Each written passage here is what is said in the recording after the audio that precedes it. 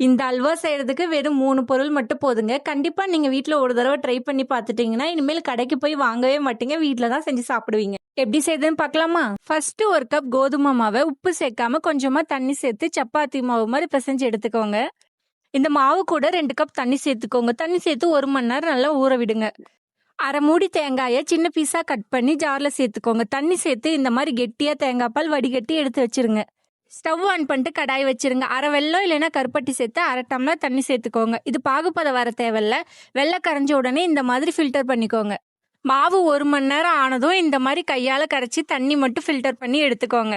Stove on பண்ணிட்டு அடுப்புல pan வச்சிருங்க. அதில் எடுத்து வச்சிருக்க மாவு, தேங்காய் பால், கருப்பட்டி சேர்த்து நல்லா கிண்டி விடுங்க.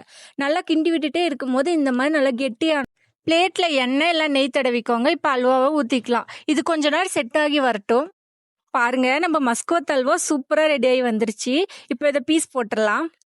இந்த அல்வாவை ஈஸியாகவும் செஞ்சிடலாம், டேஸ்ட்டும் சூப்பரா இருக்கும். கண்டிப்பா நீங்களும் வீட்டில் ட்ரை பண்ணி பார்த்துட்டு எப்படி வந்துச்சுன்னு கமெண்ட்ல இந்த மாதிரி நிறைய ரெசிபி வீடியோ பார்க்க மறக்காம நம்ம சேனலை சப்ஸ்கிரைப் பண்ணி வச்சுக்கோங்க.